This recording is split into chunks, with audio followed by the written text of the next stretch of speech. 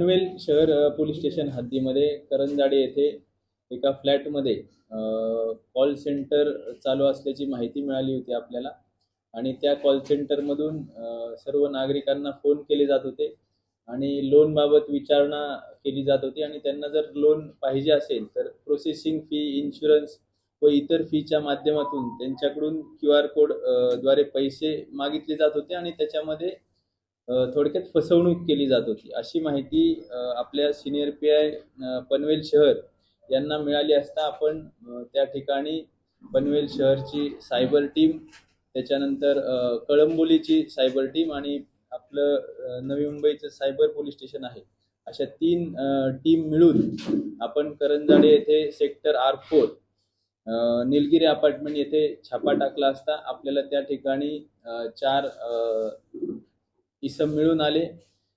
त्या ठिकाणी 3 लॅपटॉप, त्याच्यानंतर 15 मोबाईल, 31 सिम कार्ड, 7 वेगवेगळे डेबिट कार्ड, असा एकूण 4 लाखाचा मुद्देमाल आपल्याला मिळून आला।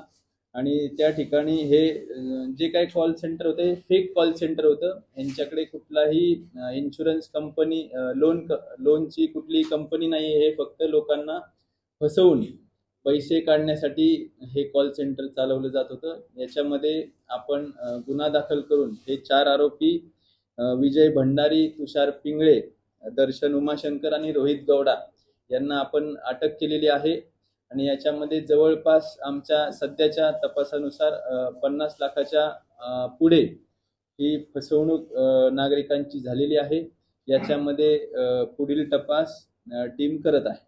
लोकांविरोधात सध्या तरी कुठली क्रिमिनल हिस्ट्री नाहीये, परंतु याच्यामध्ये तपास चालू आहे। ह्याचा बेस कर्नाटक राज्यातील असल्याची शक्यता आहे।